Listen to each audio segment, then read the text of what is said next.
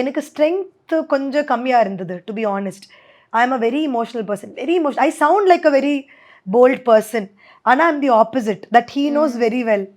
இப்போ நான் ஒரு ஸ்பீச் குடுக்கும்போது, இல்லன்னா பேசும்போது, ஐ ஸ்பீக் லாட் பிகாஸ் நான் ஸ்கூல்ல ஹெட் கேர்ள் எல்லாமே ஒரு லீடர்ஷிப் எப்பவுமே இருந்தது.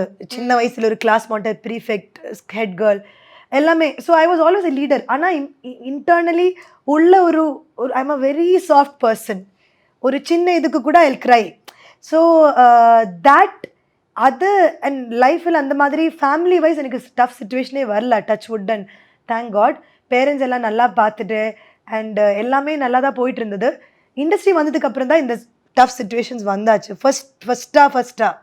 ஸோ ஸோ ஈதர் மூவியோட இது சேஞ்சஸ் இல்லைன்னா சம்படி ஸ்பீக்கிங் ரூட்லி அதுவும் சம்டைம்ஸ் நமக்கு ஹர்ட் ஆகும். அப்போ we are not use to it.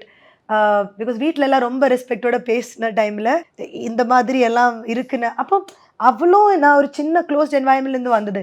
யார் எப்படி இருக்கும் கூட எனக்கு தெரியாது. ஸோ அந்த I was so Innocent and naive that